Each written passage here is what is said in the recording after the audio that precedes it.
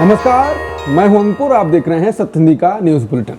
एक नजर डाल लेते हैं अब तक की खबरों पर। ट्रेड डील के खिलाफ किसानों का देशव्यापी आंदोलन। एसकेएम ने पीयूष गोयल के इस्तीफे की मांग की।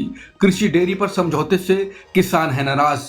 भारत अमेरिका व्यापार समझौते के खिलाफ किसान संगठनों ने देश भर में आंदोलन का ऐलान किया है। संयुक्त किसान मोर्चा, उसका गैर राजनीतिक धड़ा और ऑल इंडिया किसान सभा ने इस समझौते का खुलकर विरोध किया। एसकेएम ने 12 फरवरी को होने वाली देशव्यापी आम हड़ताल को भी समर्थन देने का ऐलान किया। संयुक्त किसान मोर्चा ने बयान जारी कर कहा कि भारत अमेरिका के बीच प्रस्तावित अंतरिम व्यापार समझौता भारतीय खेती और किसानों को अमेरिकी बहुराष्ट्रीय कंपनियों के हवाले करने जैसा है। एसकेएम ने इसे पूरी तरह सरेंडर बताया है। किसान संगठनों ने केंद्रीय वाणिज्य मंत्री पीयूष गोयल पर देश को गुमराह करने का आरोप लगाया और उनके तत्काल इस्तीफे की मांग की। एसकेएम का कहना है कि वाणिज्य मंत्री लगातार ये दावा कर रहे हैं कि कृषि और डेयरी सेक्टर को फ्री ट्रेड एग्रीमेंट से बाहर रखा गया है, जबकि भारत अमेरिका के संयुक्त बयान में कृषि और खाद्य उत्पादों से जुड़े गैर शुल्क बाधाओं पर बातचीत और समाधान की बात कही गई है। एसकेएम ने आरोप लगाया कि सरकार किसानों के हितों से समझौता कर रही है। बयान में कहा गया कि प्रधानमंत्री को भारत अमेरिका डील पर हस्ताक्षर नहीं करने चाहिए, अन्यथा पूरे देश में एकजुट और बड़े पैमाने पर आंदोलन होंगे। वहीं संयुक्त किसान मोर्चा गैर राजनीतिक ने भी कहा है वो जल्द बैठक कर बड़े स्तर पर विरोध प्रदर्शन की घोषणा करेगा। सीएम हेमंता के एआई वीडियो पर कांग्रेस हमलावर। हेमंता वीडियो में दाढ़ी टोपी वालों को गोली मार रहे हैं। कांग्रेस ने न्यायपालिका से कार्रवाई की मांग की। सुप्रश्नेत ने पूछा क्या अदालतें और बाकी संस्थाएं सो रही हैं? श्यामा मोहम्मद बोली हैरानी है कि सुप्रीम कोर्ट मूक दर्शक बना हुआ है। असम के मुख्यमंत्री हेमंता बिस्वा शर्मा के बंदूक ताने हुए एआई वीडियो पर कांग्रेस ने निशाना साधा है और सुप्रीम कोर्ट पर भी सवाल उठाए हैं। कांग्रेस ने कहा है कि सत्तारूढ़ पार्टी की असम यूनिट की आधिकारिक एक्स हैंडल से एक ऐसा वीडियो पोस्ट किया गया जो अल्पसंख्यकों की टारगेटेड और पॉइंट ब्लैंक हत्या को दिखाता है। कांग्रेस ने कहा कि यह मामला बेहद गंभीर है और न्यायपालिका को इसमें दखल देना चाहिए। कांग्रेस के संगठन महासचिव केसी वेणुगोपाल ने कहा ये और कुछ नहीं बल्कि नरसंहार का खुला आह्वान है, एक ऐसा सपना जिसे फांसीवादी शासन दशकों से पालता आया है। वेणुगोपाल ने कहा ये कोई मामूली वीडियो नहीं है जिसे ट्रोल कंटेंट समझकर नजरअंदाज किया जाए। उन्होंने कहा ये ऊपर से फैलाया जा रहा जहर है और इसके नतीजे जरूर होने चाहिए। उन्होंने आगे कहा कि प्रधानमंत्री मोदी से इस पर ना तो निंदा की उम्मीद है और ना ही कार्रवाई की, लेकिन न्यायपालिका को जरूर हस्तक्षेप करना चाहिए और इस मामले में कोई नरमी नहीं होनी चाहिए। बता दें जो असम बीजेपी ने वीडियो ट्वीट किया था उसमें असम के मुख्यमंत्री हेमंता बिस्वा शर्मा को एक राइफल से निशाना साधते हुए 2 लोगों पर गोली चलाते हुए दिखाया गया। इन 2 लोगों में एक व्यक्ति स्कल कैप टोपी पहने हुए था और दूसरा व्यक्ति दाढ़ी वाला था।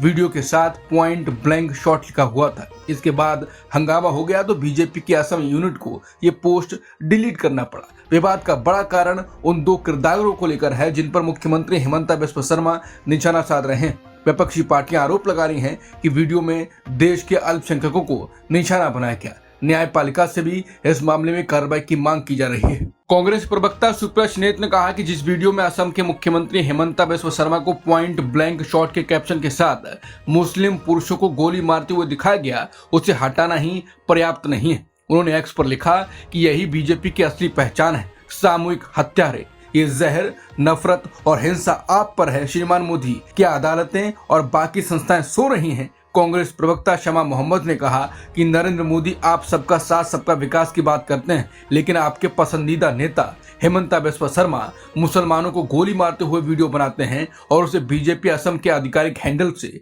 पोस्ट कराया जाता है। उन्होंने आगे कहा कि यह भारतीय संविधान पर हमला है। मुझे हैरानी है कि भारत का सुप्रीम कोर्ट मूक दर्शक बना हुआ है। अदालत की चुप्पी और स्वतः संज्ञान न लेना उसकी भूमिका पर सवाल खड़े करता है। शिवसेना यूबीटी की सांसद प्रियंका चतुर्वेदी ने भी बीजेपी पर निशाना साधा। उन्होंने कहा कि बेशर्मी से चुनाव आयोग इस घिनौने नफरत और राजनीतिक टारगेटिंग को नजरअंदाज करेगा। बीजेपी के सामने चुनाव आयोग बेबस और बेकार साबित हो रहा है। हेमंता के वीडियो पर महुआ मोइत्रा का सुप्रीम कोर्ट से सवाल। बोली ये व्यक्ति और क्या करे ताकि अदालतें कार्रवाई करें। टीएमसी सांसद महुआ मोइत्रा ने सुप्रीम कोर्ट और देश की न्यायपालिका से कड़ा सवाल पूछा। उन्होंने हेमंता के एआई वीडियो का हवाला देते हुए कहा कि अब भी अदालतें क्यों नहीं जाग रही हैं। महुआ मोइत्रा ने सोशल मीडिया प्लेटफॉर्म एक्स पर सुप्रीम कोर्ट मुख्य न्यायाधीश और देश के सभी हाई कोर्ट जजों को बोलते हुए लिखा कि कृपया इस वीडियो को देखें। उन्होंने याद दिलाया कि सुप्रीम कोर्ट ने 2022 में रिट याचिका संख्या 940 के तहत नफरत भरे भाषणों पर स्वतः संज्ञान लेते हुए FIR दर्ज करने के आदेश दिए थे। महुआ मोइत्रा ने सवाल किया कि आखिर इस व्यक्ति को और क्या करना होगा ताकि अदालतें इस मामले में कार्रवाई करें। उन्होंने कहा कि सुप्रीम कोर्ट के स्पष्ट निर्देश होने के बावजूद नफरत फैलाने वाले बयानों पर कोई ठोस कदम नहीं उठाया जा रहा है। T20 वर्ल्ड कप में भारत पाक मैच पर संशय बरकरार, राजीव शुक्ला बोले सारी चीज ICC पर छोड़ी हुई है, 24 घंटे में भारत पाक मैच पर फैसला हो सकता है। T20 वर्ल्ड कप 2026 के शेड्यूल में 15 फरवरी को भारत और पाकिस्तान के बीच तय मुकाबले को लेकर BCCI के उपाध्यक्ष राजीव शुक्ला बोले।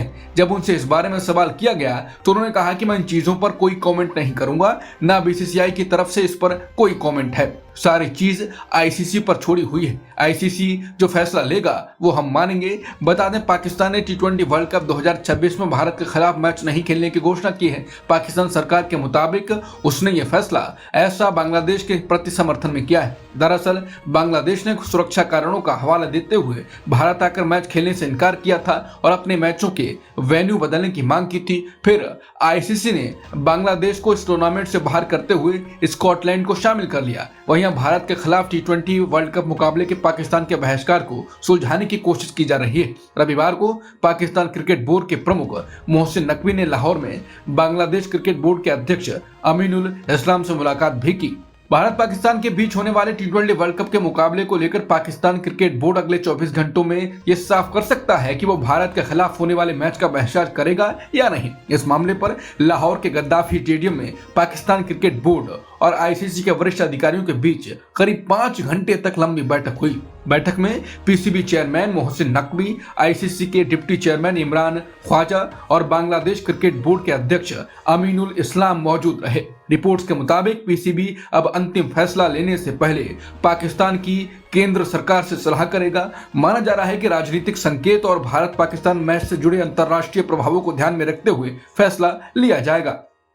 PM केयर्स PMNRF NDF पर लोकसभा में सवाल नहीं पूछ सकते, PMO बोला।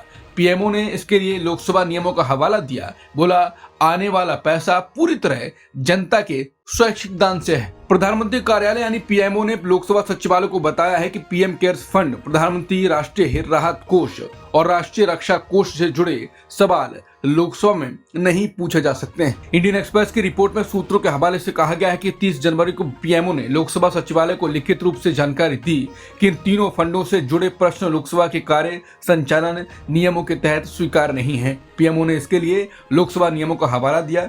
PMO का कहना है कि इन तीनों फंडों में आने वाला पैसा पूरी तरह जनता के स्वैच्छिक दान से बनता है और इसमें भारत की संचित निधि से कोई पैसा नहीं दिया जाता है। इसी वजह से इन फंडों को लेकर लोकसभा में सवाल शून्यकाल नोटिस या विशेष उल्लेख नियमों के तहत मान्य नहीं है। बता दें PM केयर्स फंड जैसे फंड पारदर्शिता और जवाबदेही की कमी के कारण विवादों में रहे। फंड की स्थापना, संचालन और खातों की कोई पूरी जानकारी सार्वजनिक ही नहीं की गई और RTI एक्ट के तहत जानकारी मांगने पर PMO ने कहा था ये पब्लिक अथॉरिटी नहीं है, इसलिए RTI लागू नहीं होता। अब इंडियन एक्सप्रेस की रिपोर्ट में अभी PMO और लोकसभा सचिवालय दोनों ने मीडिया के सवालों का जवाब नहीं दिया है। सुप्रीम कोर्ट में SIR मामले पर ममता की पेशी पर विवाद, याचिका दायर कर कहा अदालत पर दबाव पड़ सकता है। आज होनी है सुप्रीम कोर्ट में इस मामले पर सुनवाई। पश्चिम बंगाल की मुख्यमंत्री ममता बनर्जी के सुप्रीम कोर्ट में व्यक्तिगत रूप से पेश होने को लेकर अब कानूनी विवाद खड़ा हो गया है। सुप्रीम कोर्ट में एक हस्तक्षेप याचिका दायर की गई है जिसमें ममता बनर्जी की वेस्ट बंगाल SIR मामले में व्यक्तिगत पेशी को संवैधानिक रूप से गलत बताया गया है। यह याचिका अखिल भारत हिंदू महासभा के उपाध्यक्ष सतीश कुमार अग्रवाल ने दायर की है। याचिका में यह भी कहा गया है कि किसी मौजूदा मुख्यमंत्री की व्यक्तिगत पेशी संस्थागत संतुलन बिगाड़ सकती है। इससे कार्यपालिका और न्यायपालिका के बीच शक्ति संतुलन पर असर पड़ता है और ऐसे कदम से अदालत पर प्रतीकात्मक दबाव का संदेश जा सकता है। बता दें सुप्रीम कोर्ट में पश्चिम बंगाल SIR मामला आज CJ सूर्यकांत की अध्यक्षता वाली बेंच के सामने सुनवाई के लिए सूचीबद्ध है। पिछले हफ्ते ममता बनर्जी ने SIR प्रक्रिया को चुनौती देने वाली अपनी याचिका में खुद कोर्ट में पेश होकर दलीलें रखी थी। गलवान के बाद चीन का गुप्त परमाणु टेस्ट, बोला अमेरिका। गलवान संघर्ष में भारत के 20 जवान हुए थे शहीद।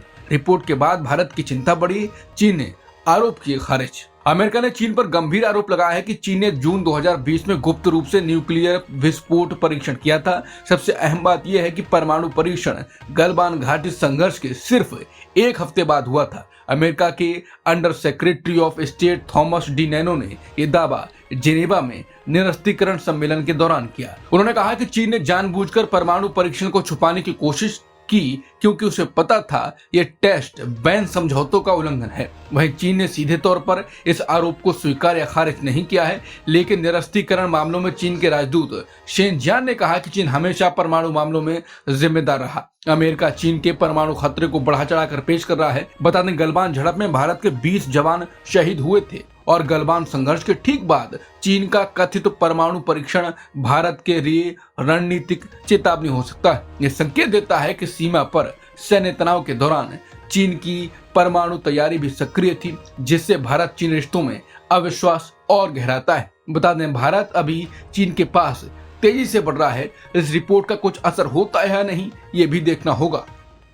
बांग्लादेश के हिंदुओं पर बोले मोहन भागवत, बोले हिंदू लड़ेंगे तो दुनिया के हिंदुओं का समर्थन मिलेगा। आरएसएस प्रमुख मोहन भागवत ने बांग्लादेश में हिंदुओं की स्थिति को लेकर बड़ा बयान दिया। उन्होंने कहा कि अगर बांग्लादेश के हिंदू अपने अधिकारों के लिए खड़े होने का फैसला करते हैं तो उन्हें दुनिया के हिंदुओं का समर्थन मिलेगा। मुंबई में आयोजित आरएसएस की व्याख्यान माला को संबोधित करते हुए मोहन भागवत ने कहा कि बांग्लादेश में लगभग 1,25,00,000 हिंदू रहते हैं। अगर वो वहीं रहकर संघर्ष करने का निर्णय लेते हैं तो पूरी दुनिया के हिंदू उनके साथ खड़े होंगे। अमेरिकी धमकियों से नहीं डरता ईरान, विदेश मंत्री अरागची बोले। परमाणु नीति पर ईरान अडिग, बातचीत पर संदेह।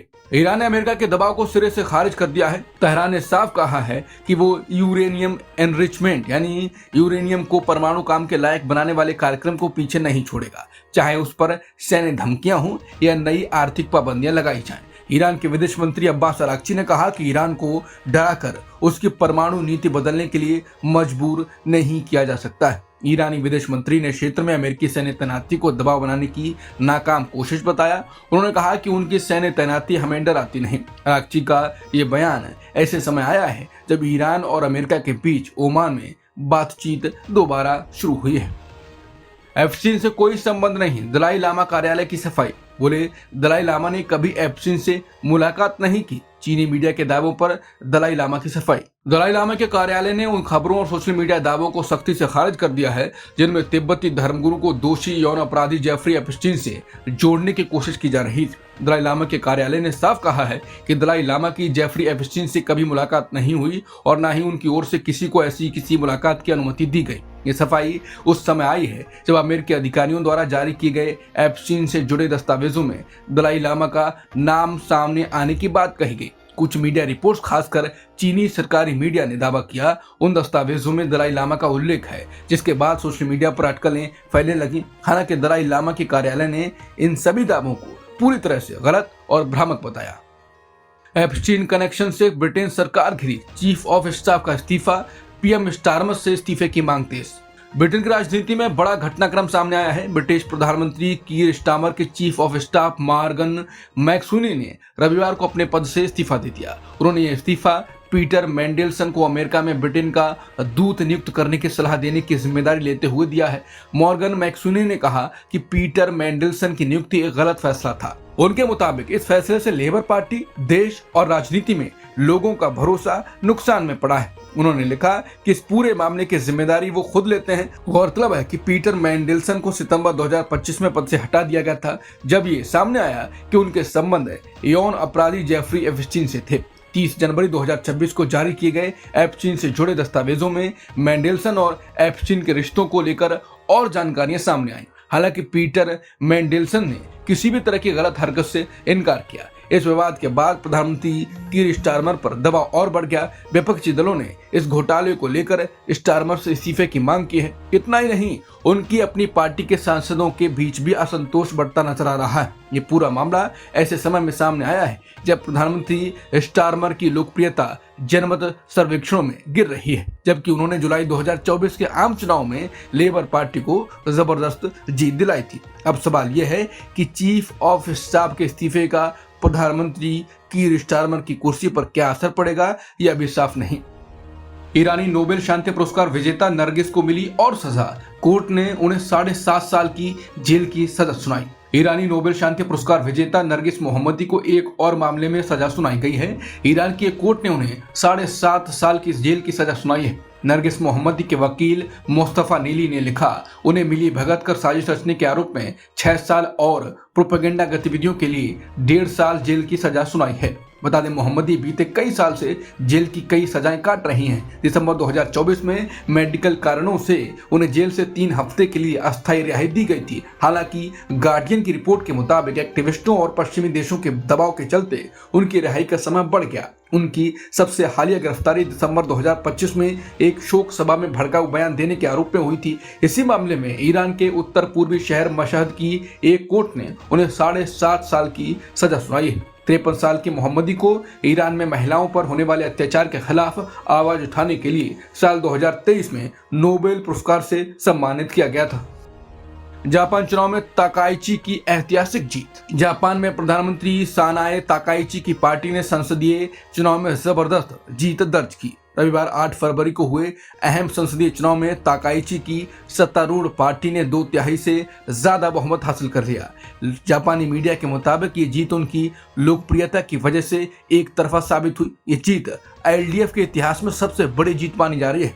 पार्टी की स्थापना 1955 में हुई थी और तब से लेकर अब तक ये उसका सबसे अच्छा प्रदर्शन है। अब तक की खबरों में इतना ही। बाकी खबरों के लिए बने रहिए सत्य हिंदी के साथ।